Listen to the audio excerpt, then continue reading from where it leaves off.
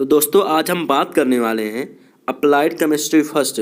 Applied chemistry first में जो है हमारा पहला चैप्टर है परमाणु संरचना, आवर्त सारणी तथा रासायनिक आबंधन। चैप्टर नंबर 1 में हमारा क्या है, atomic structure, periodic table and chemical bonding को हमको पढ़ना है। ठीक है, तो जो भी स्टूडेंट्स जो है हाई स्कूल और इंटर करके आए हैं वो लोग अगर अच्छे तरीके से वो लोग पढ़े होंगे तो ये जो चैप्टर है आपका बहुत ही ईजिली वो लोग समझ सकते हैं। ठीक है, जो लोग अच्छे से नहीं पढ़ेंगे वो लोग जो है उनको थोड़ा प्रॉब्लम होगी। ठीक है, तो आप लोग जो है मैं जितना बताऊं उस वीडियो में जो आप लोग अच्छी तरह से देखिएगा और समझिएगा। ठीक है, तो फ्रेंड्स चलते हैं आज के इस वीडियो की ओर।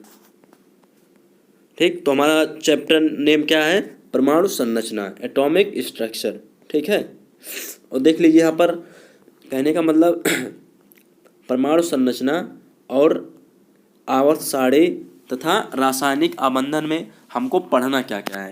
यहाँ पर देखिए आपको सिलेबस भी दिया गया है। ठीक है, फंडामेंटल पार्टिकल्स पढ़ना है, mass and charge of electrons पढ़ना है, proton and neutrons with names of scientist who discovered these fundamental particles, Bohr's model of atom and success and limitations of atomic theory. कहने का मतलब जितना भी आपको सिलेबस दिया गया है इसी के अनुसार आपको पढ़ना है, अदर से कहीं क्वेश्चन आपके एग्जाम में नहीं आएंगे। ठीक है, तो देखते हैं पहला हमारा टॉपिक क्या है, मतलब पढ़ना क्या है हमको, परमाणु किसे कहते हैं। क्योंकि हमको परमाणु संरचना अगर पढ़ना है तो सबसे पहले हम लोग परमाणु जान लेते हैं किसे कहते हैं परमाणु। ठीक है, तो परमाणु क्या होता है, तो द्रव्य का वह सूक्ष्मतम कण जो रासायनिक अभिक्रियाओं में बिना विभाजित हुए भाग लेता है परमाणु कहलाता है। क्या कहलाता है, परमाणु कहलाता है। देखिएगा, the smallest particle which takes part in chemical reaction without any decomposition is called atom. कहने का मतलब द्रव्य का वह सूक्ष्मतम कण, जो आपका परमाणु है वह एक सूक्ष्मतम कण है। ठीक है, वो रासायनिक अभिक्रियाओं में, जब कहने का मतलब जब आप केमिकल रिएक्शन कराते हैं या कोई भी रासायनिक रिएक्शन होता है या अभिक्रिया होती है तो वह बिना टूटे हुए या बिना विभाजित हुए वो भाग ले लेता है। ठीक है, तो आपका क्या कहलाता है, परमाणु कहलाता है। ठीक है, वो आपका परमाणु कहलाता है। इतना समझ गए होंगे आप लोग, द्रव्य का वह सूक्ष्मतम कण जो रासायनिक अभिक्रियाओं में बिना विभाजित हुए भाग लेता है आपका परमाणु कहलाता है। ओके, ठीक है, इतना आप इस डिफिनीशंस को लिख भी सकते हैं। ठीक है, कितना डिफिनीशन आप लोग लिखेंगे, यहाँ से आप द्रव्य का वह सूक्ष्मतम कण, ठीक है, इधर यहाँ से लेकर आपका यहाँ तक। ठीक है, आपका एक डिफिनीशन क्लियर हो गया कि मतलब आप अगर गए होंगे संस्था में, अगर कोई भी टीचर आपको अप्लाइड केमिस्ट्री फर्स्ट पढ़ाने आया होगा तो यदि आपका पहला चैप्टर शुरुआत करता होगा तो आपसे पहले यही क्वेश्चन पूछता होगा कि परमाणु क्या है, एटम क्या है। ठीक है, क्योंकि किसी भी चैप्टर में यार जैसे कि मतलब परमाणु संरचना शुरू कर रहे हैं आप तो उसका जो है मालूम होना चाहिए ना कि चैप्टर का नाम क्या है, उसे किसे कहते क्या है, मतलब इन सभी चीज़ों के बारे में आपको जानकारी लेना बहुत ही आवश्यक हो जाता है। ठीक है, तो देख लेते हैं अगला क्या है हमारा। ठीक, इतना हो गया। अब परमाणु की मूल संकल्पना। ठीक है, क्या है परमाणु की मूल संकल्पना,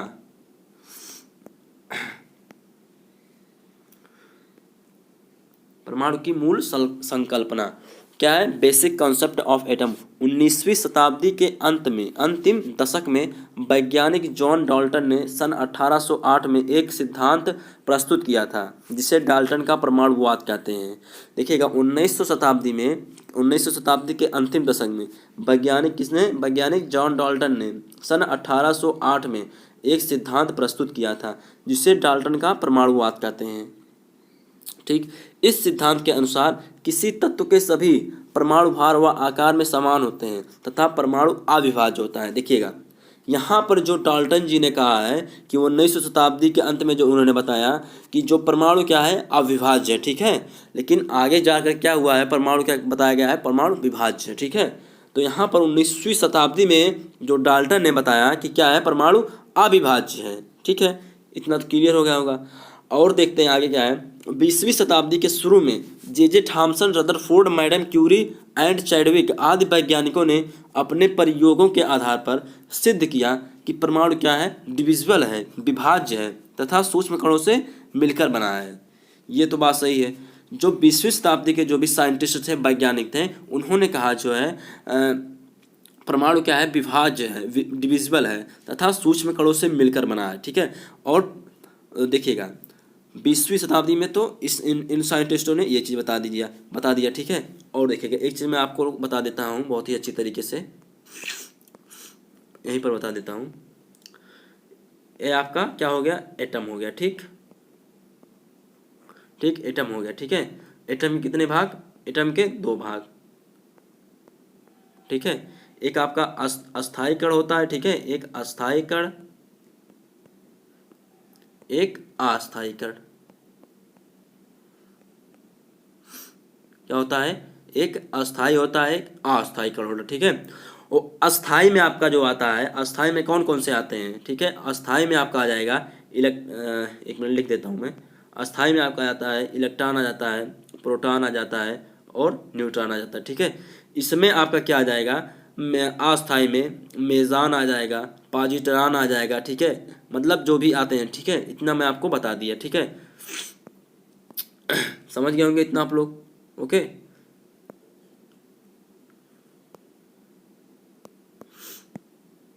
ठीक, इसको मैं हटा देता हूँ, 1 मिनट।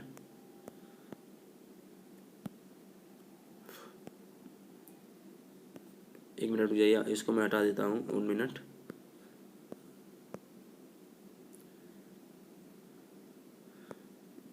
आप लोग, ठीक है, रुक जाइए 1 मिनट।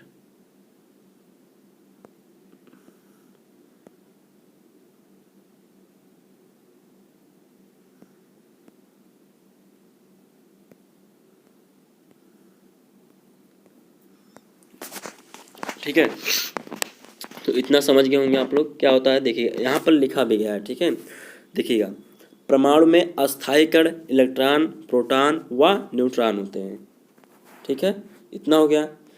जिन्हें मूल कण कहते हैं, जिन्हें फंडामेंटल्स पार्टिकल कहते हैं, तथा शेष अस्थायी कण पॉजिट्रॉन, न्यूट्रॉन, एंटी न्यूट्रॉन और मेजान होते हैं, ठीक है। कहने का मतलब आपका जो इलेक्ट्रॉन, प्रोटॉन, न्यूट्रॉन होता है वो आपका फंडामेंटल पार्टिकल होता है, मूल कण होता है, ठीक है। और जो है आपका अस्थायी कण जो आपके पॉजिट्रॉन, न्यूट्रॉन और एंटी न्यूट्रॉन और मेजान होते हैं, ठीक। अब देखते हैं कि मूल कण हमारा होता क्या है, मतलब मूल कण क्या होता है, ठीक है। 1 मिनट, मूल कण क्या होता है, ठीक है। तो आधुनिक प्रयोगों के आधार पर सिद्ध हो चुका है कि परमाणु स्वयं विभिन्न प्रकार के अति सूक्ष्म कणों से मिलकर बना हुआ है। जो मूल कण फंडामेंटल पार्टिकल्स या परमाणविक कण कहलाते हैं।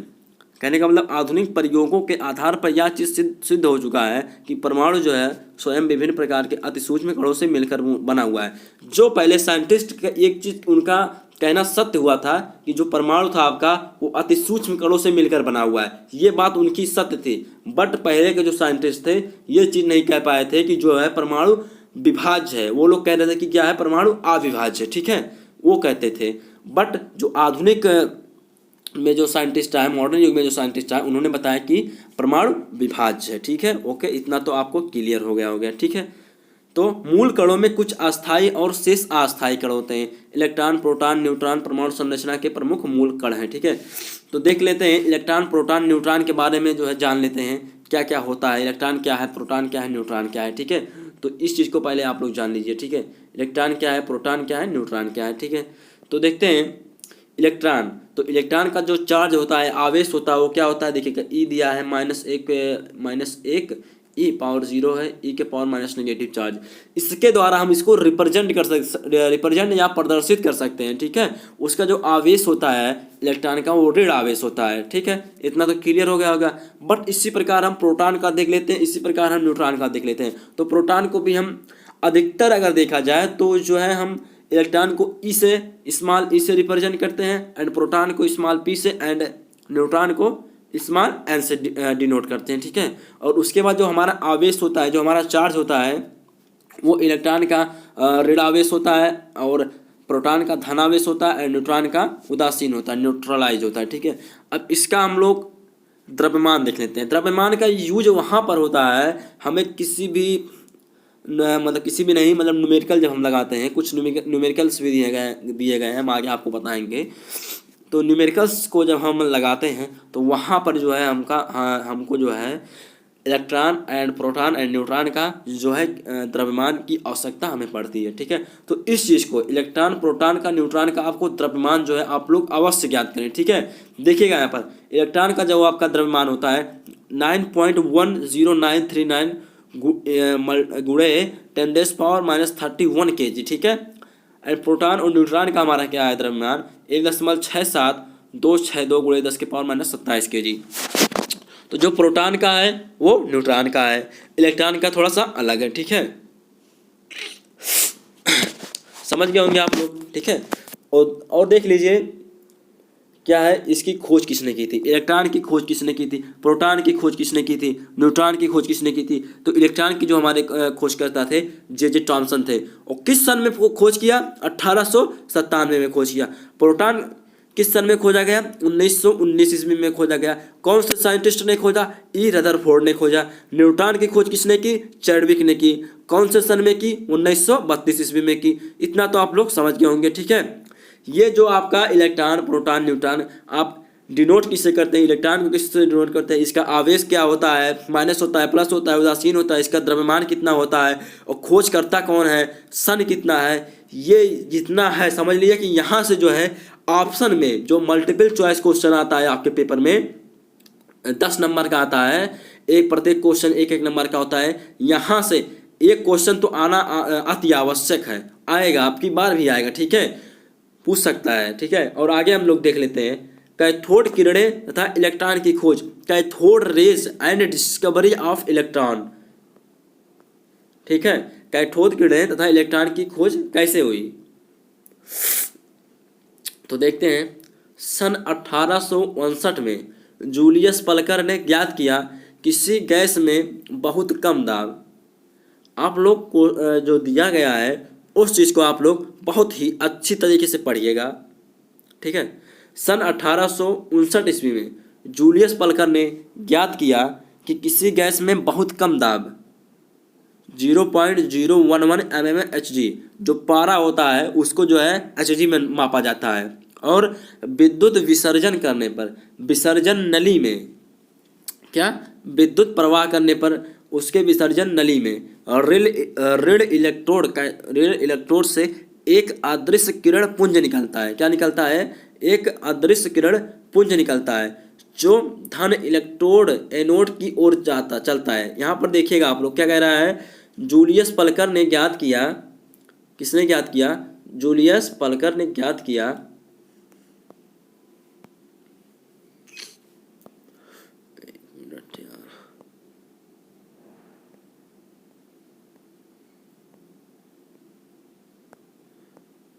ठीक है, रुक जाइए एक मिनट, परेशान मत होइए आप लोग।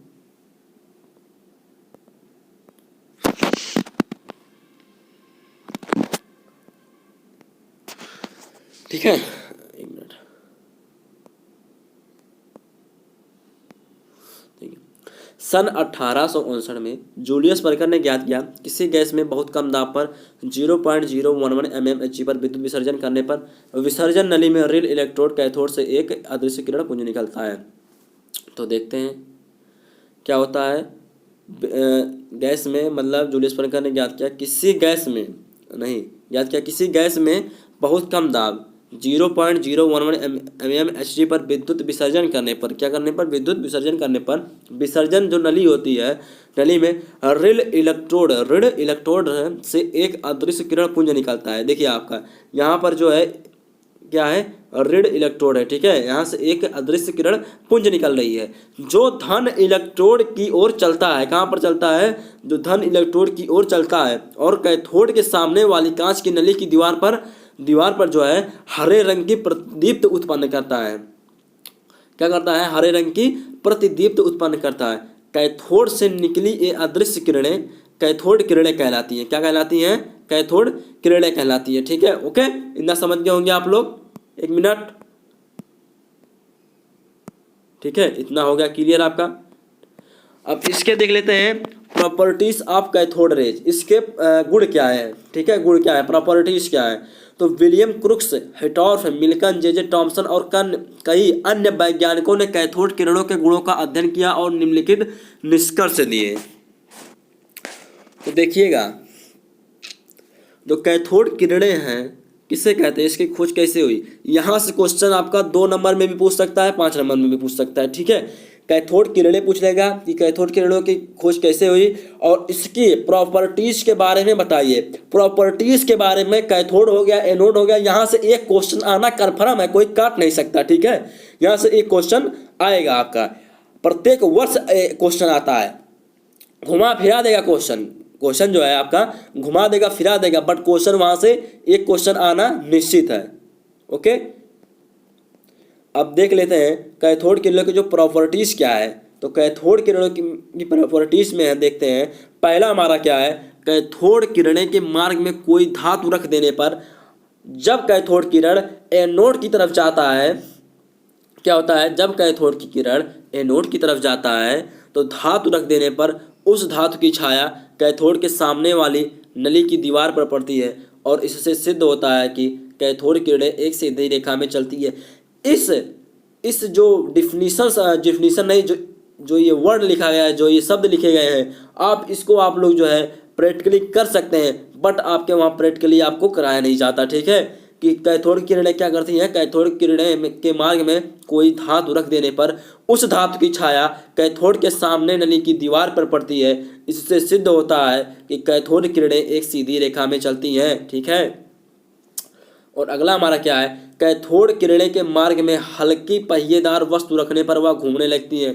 इससे सिद्ध होता है कि ये किरणें सूक्ष्म कणों से मिलकर बनी हुई होती हैं। विद्युत क्षेत्र से गुजारने पर ये किरणें धन प्लेट की ओर मुड़ जाती हैं। आप जब इसको इलेक्ट्रिक फील्ड से गुजारेंगे, किसको, कैथोड किरणों को, तो इससे सिद्ध हो जाएगा कि ये किरणें जो है धन प्लेट की ओर मुड़ जाती हैं, ठीक है। ये किरणें ऋणावेशित कणों से मिलकर बनी हुई होती है, इससे यह साबित होता है। एंड फोर्थ पॉइंट हमारा क्या है, कैथोड किरणें विद्युत विसर्जन नलिका की दीवार पर हरे रंग की प्रतिदीप्त उत्पन्न करती हैं। एंड फिफ्थ पॉइंट हमारा क्या है, कैथोड किरणें धातु की पतली पन्नी को भेद सकती हैं। एंड सिक्स पॉइंट हमारा क्या है, कैथोड किरणें गैस को आयनित कर देती हैं। कैथोड किरणें क्या करती हैं, यानी मन कोई भी गैस हो, ऑक्सीजन हो, हाइड्रोजन हो, नाइट्रोजन हो, कोई भी गैस हो, ठीक है, तो वो उसको क्या करेंगी, ये आयनित कर देंगी, ठीक है। समझ रहे हैं हमारी बात को, उसको आयनित कर देंगी। और सातवां पॉइंट हमारा क्या है, कैथोड किरणें जो होती है, फोटोग्राफिक प्लेट एक आती है, उसको क्या कर देती हैं, काला कर देती है, ठीक है। एक फोटोग्राफिक प्लेट आती है, उसको थोड़ा मैं नहीं जानता क्या फोटोग्राफी क्या होता है, बट उसकी एक प्लेट आती है। तो कैथोड किरणें जब मतलब जाती हैं तो जो अगर फोटोग्राफी प्लेट को आप रखेंगे तो उसको क्या कर देंगी, काला कर देंगी, ठीक है। समझ रहे इतनी बात। और देख लेते हैं हमारा आठवां पॉइंट क्या है। तो कैथोड किरणें उच्च गलनांक की धातु पर गिरने पर एक्स किरणें भी उत्पन्न करती हैं, ठीक है। तो कहने का मतलब 8 पॉइंट है, जो आपको इजी लगा हो तो 5 पॉइंट आप लोग लिख दीजिएगा एग्जाम में अच्छी तरीके से। और उसके बाद कैथोड किरणें की खोज कैसे हुई, इसके खोजकर्ता क्या है, ठीक है, इतना सब लिख देंगे। आपको 2 नंबर में आएगा तो 2 नंबर आपको मिलेगा, 2 नंबर में आएगा तो 2 या 3 पॉइंट लिखिएगा प्रॉपर्टीज में। अगर 5 नंबर में आता है, 5 या 6 जो है पॉइंट है उनको लिख दीजिएगा। और कैथोड किरणों की खोज कैसे हुई उसको लिख दीजिएगा। 5 नंबर में 4 या 4.5 नंबर कोई रोक नहीं सकता आपको पाने के लिए, ठीक है। और देख लेते हैं इलेक्ट्रॉन की खोज कैसे हुई। तो इलेक्ट्रॉन की खोज के बारे में हम देखते हैं। सन 1857 में जे टॉमसन ने कैथोड किरणों का अध्ययन करके इलेक्ट्रॉन की खोज की और इलेक्ट्रॉन के आवेश तथा द्रव्यमान का अनुपात E/m निर्धारित किया। क्या किया, सन 1897 में जे टॉमसन ने कैथोड किरणों का अध्ययन करके इलेक्ट्रॉन की खोज की और इलेक्ट्रॉन के आवेश तथा द्रव्यमान का अनुपात E/m का निर्धारित किया। समझ रहे हैं इतनी बात को हमारे, ठीक है। और देखते हैं प्रॉपर्टीज ऑफ इलेक्ट्रॉन। इलेक्ट्रॉन की विशेषताएं पूछ सकता है, कैरेक्टरिस्टिक्स ऑफ इलेक्ट्रॉन। इलेक्ट्रॉन परमाणु का ऋण आवेशित मौलिक कण है, ठीक है। ये देखिएगा, इलेक्ट्रॉन परमाणु का ऋण आवेशित मौलिक कण है। इस पर इकाई ऋण आवेश होता है जिसका मान -1.6 × 10⁻90 कूलाम होता है, ठीक है। एंड सेकंड पॉइंट हमारा क्या है, इलेक्ट्रॉन का द्रव्यमान हाइड्रोजन परमाणु के द्रव्यमान का लगभग 1/1837वां भाग होता है जिसका मान 9 × 10⁻1 ग्राम होता है, ठीक है। और इलेक्ट्रॉन की जो त्रिज्या होती है वो 2.8 × 10⁻18 सेंटीमीटर होती है। तो आप लोग 3 पॉइंट को लिख देंगे, पर्याप्त रहेगा, ठीक है। तो जो इलेक्ट्रॉन की खोज यहाँ से जो है 2 ही नंबर का क्वेश्चन आ सकता है, ठीक है।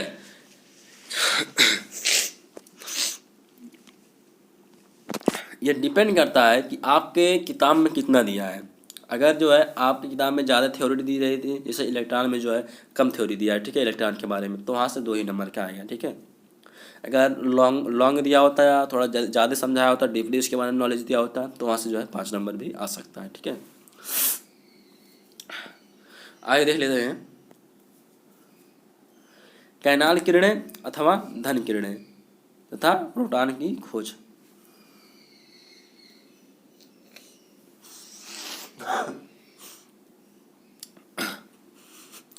तो सन 1886 में वैज्ञानिक गोल्डस्टीन ने ज्ञात किया, जब छिद्रित कैथोड लगी हुई हो, क्या हो, जब छिद्रित कैथोड लगी हुई हो, विसर्जन नली में अल्पदाब तथा उच्च विभवांतर पर गैसों में विद्युत विसर्जन किया जाता है, तो एनोड से निकल कर किरणें कैथोड के छिद्रों से होती हुई कैथोड के पीछे हरे रंग की प्रतिदीप्ति उत्पन्न करती है। क्योंकि ये किरणें कैथोड के छिद्रों से निकलती है, इसलिए गोल्डस्टीन ने इन किरणों को कैनाल किरणें तथा एनोड से उत्पन्न होने के कारण थॉमसन इन्हें धन किरणें कहा, ठीक है, धन किरणें इन्हें कहा। अब देखिएगा, इसको समझिएगा, जितना भी लिखा गया है इस चीज़ को हम समझते हैं। 1896 में वैज्ञानिक गोल्डस्टीन ने बताया कि जब छिद्रित कैथोड लगी हुई हो, क्या हो, कैथोड क्या हो, छिद्रित हो। जितना शब्द लिखा गया है ना, उसी से स्पष्ट हो रहा है कि वो कहना क्या चाह रहा है। जब क्या हो, कैथोड जो हो वो छिद्रित लगी हुई हो और विसर्जन नली में अल्पदाब हो, क्या हो, विसर्जन नली में अल्पदाब हो तथा उच्च विभवांतर होना चाहिए, जो वोल्टेज होना चाहिए, जो करंट होनी चाहिए, वो उच्च विभवांतर की होनी चाहिए, और गैसों में विद्युत विसर्जन किया जाता है। तो एनोड से जो निकलकर किरणें कैथोड के छिद्रों से होती हुई, जो एनोड से निकलकर जो किरणें कैथोड कहाँ गया, किरणें कैथोड के छिद्रों से होती हुई कैथोड के पीछे हरे रंग की प्रतिदीप्ति उत्पन्न करती हैं।